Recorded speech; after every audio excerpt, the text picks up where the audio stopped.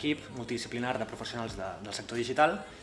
i bé, ens plantejàvem portar tot aquest coneixement de la metodologia de disseny centrat en l'usuari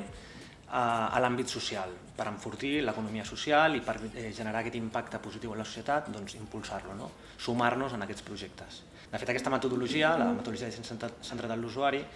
posa l'usuari al centre i això fa que nosaltres, com a dissenyadors, empatitzem amb ell o amb ella, entenguem, comprenem les seves necessitats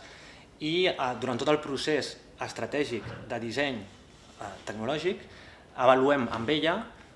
si encaixa amb les seves necessitats, si és intuïtiu, si és usable, si aquesta experiència és la buscada. Al final som humanitzadors de la tecnologia, aquest és una mica el concepte de Human Call to Action. Veus les eines digitals del sector social, les compares amb les del sector capitalista i veus que unes estan enfocades de manera estratègica i aconsegueixen els objectius que es proposen,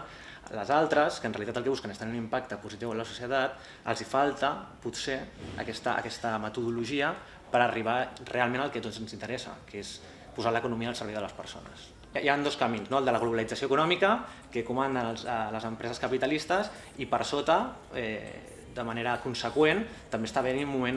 moviment global, més democràtic, més horitzontal, que ens connecta a tots. És una tendència a l'alça, una economia a l'alça, i esperem que sigui l'economia imperant en els propers anys, perquè ens beneficiarà a tots.